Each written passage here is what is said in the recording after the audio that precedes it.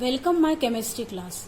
Today I am taking a very simple and interesting chapter polymers.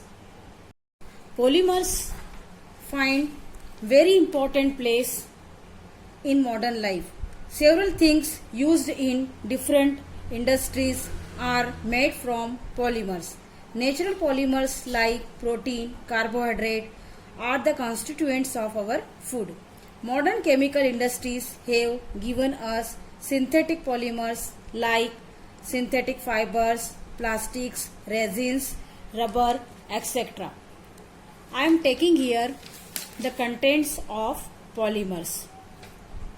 The contents of polymers are, first I will take definition of polymer with example. Next I will take homopolymer, copolymer according to linkage of monomer. Next I will take classification of polymers. First classification is based on sources, second on structure, third based on synthesis, and fourth based on mechanism, and fifth classification is based on interparticle or intermolecular forces. And next topic I will take here, study of some important natural and synthetic polymers, methods of preparation, इनके बनाने की जो preparation है इनको हम लेंगे. Last topic in this chapter will be mains uses of Teflon, PVC, polystyrene, nylon 66, terylene, Bakelite etcetera. Now I am taking my first content, the definition of polymer. What is polymer? Polymers, the name polymers, meaning of polymers is poly means many, mer means parts. The many parts combined together and form a joint part is called polymer. In unsaturated hydrocarbons, this process is found, and saturated hydrocarbons it is not found. जैसे कि alkene, alkyne, इनमें ये होता है polymerisation process, जिसमें कि double bond हो, triple bond हो या फिर फंक्शनल ग्रुप हो, लेकिन सिंगल बॉन्ड में ये नहीं होता है. Like this ethene, it form polythene. The process in which small molecules combine together and they form a joint molecule is called polymerization, and the small molecules are called monomer and joint molecule is called polymer. Here we can take an example. यहाँ पे कुछ आपको dots जैसे दिख रहे हैं, यहाँ पे सर्कल से हम कह सकते हैं कि जैसे कि कोई भी एक गार्लैंड है, हमको माला बनानी है, तो उसके लिए हमको क्या करना पड़ता है, छोटे छोटे से बीड्स को कलेक्ट करना पड़ता है. These are the beads of that garland. ये बीड्स आपस में कंबाइन होकर एक कंप्लीटली माला का रूप ले लेते हैं, उसको एक कंप्लीटली गार्लैंड में कन्वर्ट कर देते हैं. सेम यही प्रोसेस पॉलीमर्स में भी होती है. छोटे छोटे से स्मॉल यूनिट में मोनोमर्स होते हैं और वो आपस में कंबाइन हो जाते हैं हाई टेम्परेचर और हाई प्रेशर पे, और they converted into polymer. I am taking the example of ethene. Ethene is the hydrocarbon, is contain double bond. आपको मालूम है एल्केन, एल्किन, एल्काइन, उनमें से एल्किन में इथीन होता है, इथीन जिसमें डबल बॉन्ड होता है. इथीन का फॉर्मूला है CH2 डबल बॉन्ड CH2. अब इसमें CH2 डबल बॉन्ड CH2 जो है वो एक ही मोनोमर है. ये यहाँ पे बाहर की तरफ लिखा है N का मतलब है ऐसे बहुत सारे छोटे छोटे से इथीन के मोनोमर्स आपस में कंबाइन होते हैं और एक जॉइंट फॉर्म में वो कन्वर्ट हो जाते हैं पॉलीथीन में. इथीन एक मोनोमर है और ये आपस में कंबाइन हो रहे और एक बहुत सारे इथीन गार्लैंड जैसे जुड़ गए आपस में और उन्होंने पॉलीथीन फॉर्म में कन्वर्ट कर लिया. ठीक इस तरह से आप साइड में देख सकते हैं. अगर मैं इथीन के छोटे छोटे से मोनोमर्स लूं, जैसे सपोज मैंने यहाँ लिया CH2, फिर अदर CH2, फिर CH2, CH2, CH2, ये तो कम्प्लीटली हुआ हमारा, ये जो मैंने सर्कल बना रही हूँ ये हुआ हमारा कंप्लीट एक इथीन मॉलिक्यूल. फिर ये आपस में एक सिंगल बॉन्ड से जुड़ रहे, फिर ये सेकंड वाले से जुड़े, फिर वापस से सिंगल बॉन्ड, फिर यहाँ पर ये थर्ड वाले इससे जुड़ रहे इथीन से. तो अब आप देख सकते हैं कि अगर मैं इस तरह से इनको ऐड करती जाऊंगी तो क्या ये बॉन्ड सही है? यहाँ पे मैंने क्रॉस लगाया। क्रॉस का मतलब है कि इस तरह से कभी भी ये आपस में ऐड नहीं होते। जब भी एडिशन होगा इनका आपस में, तो ये जो इथिन के बीच का जो डबल बॉन्ड है वो always converted into single bond. क्यों वो सिंगल बॉन्ड में कन्वर्ट हो रहा है, अब आप देख सकते हैं। अगर मैं एज इट इज इनको ऐड कर देती हूँ इथिन को, तो आप यहाँ देख सकते हैं कार्बन की वैलेंसी होती है 4। 4 के अकॉर्डिंग कार्बन से 4 ही बॉन्ड बना सकता है, 4 बॉन्ड बना सकता है। अब हम देखते हैं यहाँ पर कि इसमें बॉन्ड फॉर्मेशन कैसा हो रहा है। 1 2 3 4 5। यहाँ फर्स्ट कार्बन पे देखेंगे हम 5 है। सेकंड पे आए 1 2 3 4 5, फिर से 5 बॉन्ड हो रहे हैं। थर्ड पे हम देखेंगे 1 2 3 4 5 हो रहे हैं। फिर से इस तरह से हम देखेंगे तो इसमें जो बॉन्ड हो रहे हैं, फिर वापस ये नेक्स्ट वाला ये अगले से जुड़ेगा, तो यहाँ वापस हमको क्या लगाना पड़ेगा, बॉन्ड लगाना पड़ेगा। तो ये जो है ये रॉन्ग इसका कॉम्बिनेशन है। सही कॉम्बिनेशन ये नीचे वाला है। सही कॉम्बिनेशन में क्या हुआ कि 2 कार्बन के बीच, आपने देखा कि 2 कार्बन के बीच में यहाँ पर डबल बॉन्ड है। 2 carbon contain 2 double bond. Next में हम लोग देखेंगे कि किस तरह से ये सिंगल बॉन्ड से जुड़े हुए हैं और इनके बीच का जो डबल बॉन्ड है वो ड्रॉप किया गया है। ये डबल बॉन्ड हमेशा सिंगल बॉन्ड में कन्वर्ट हो जाता है।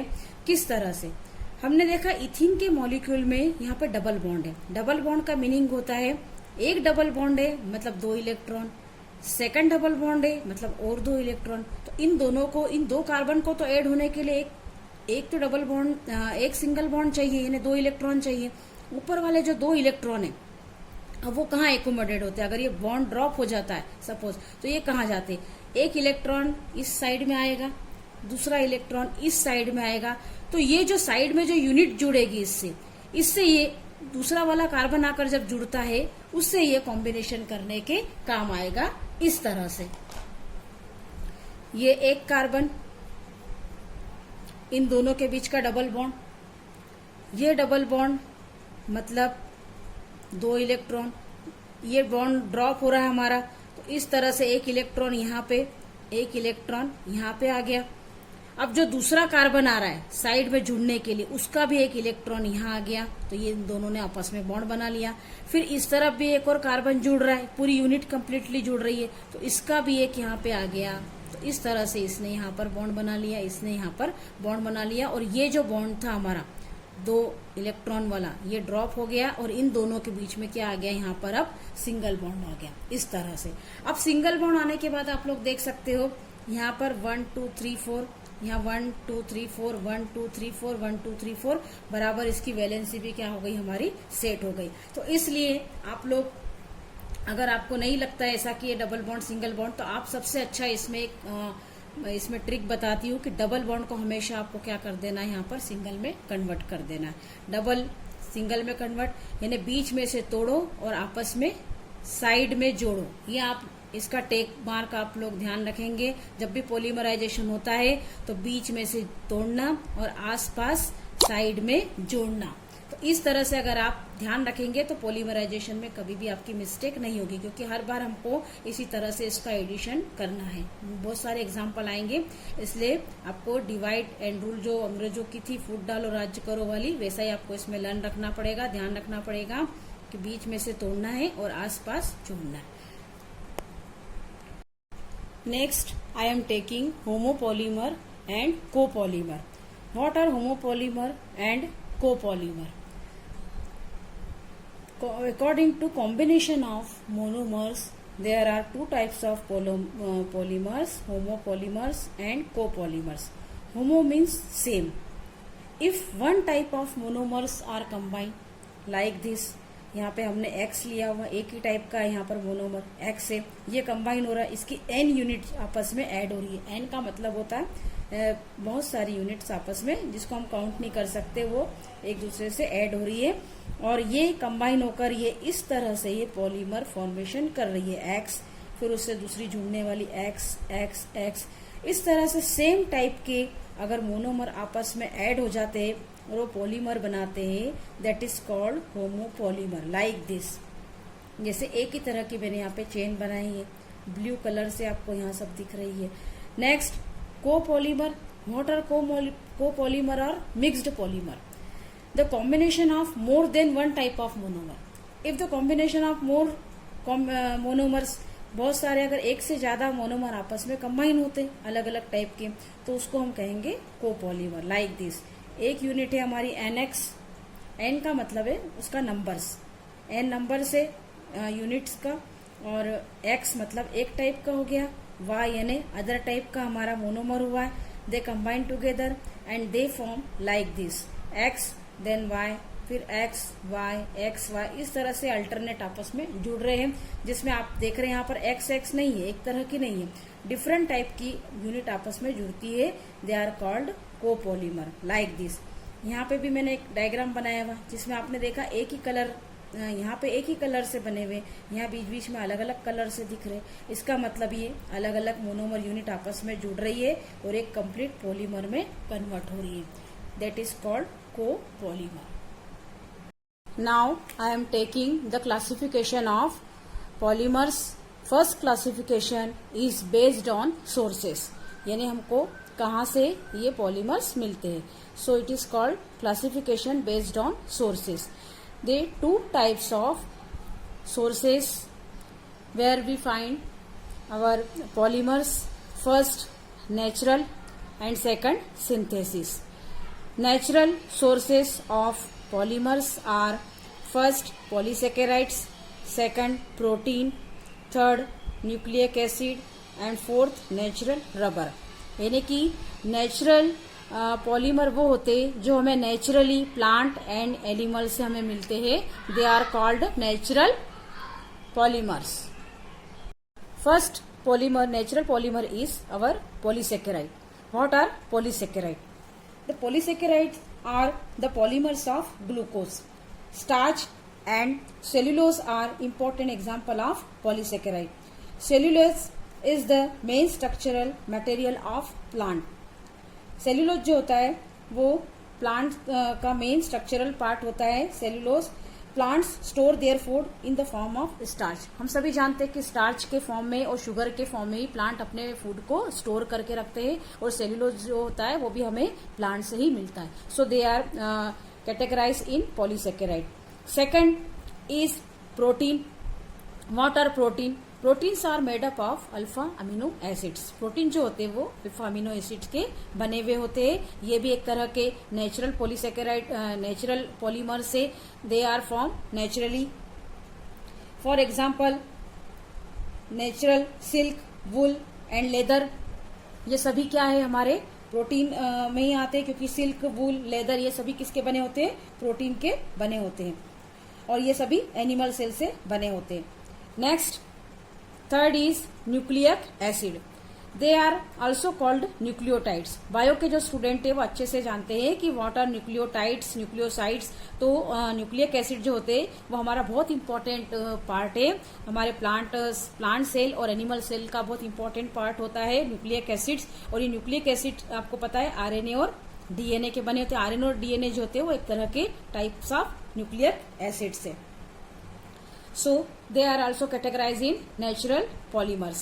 Fourth type is natural rubber. ये आपको सभी को पता है कि जो नेचुरल रबर होती है वो हमको पेड़ पौधों से, प्लांट से हमें मिलती है. एक फॉर्म में होती है, वो सेमी लिक्विड फॉर्म में होती है, जिसे कि कलेक्ट कर लिया जाता है रबर ट्री से, उसको लिया जाता है. It is called natural rubber. इसका जो मोनोमर है नेचुरल रबर का इज इट्स कॉल्ड आइसोप्रीन. उसको हम आइसोप्रीन कहते हैं. आइसोप्रीन मतलब 1,3-ब्यूटाडाइन. 1,3-ब्यूटाडाइन की जो मोनोमर यूनिट आपस में कंबाइन होती है और वो आपस में जुड़ती चली जाती है, और and they form natural rubber. Our next source is synthetic source, where we can find out our polymers.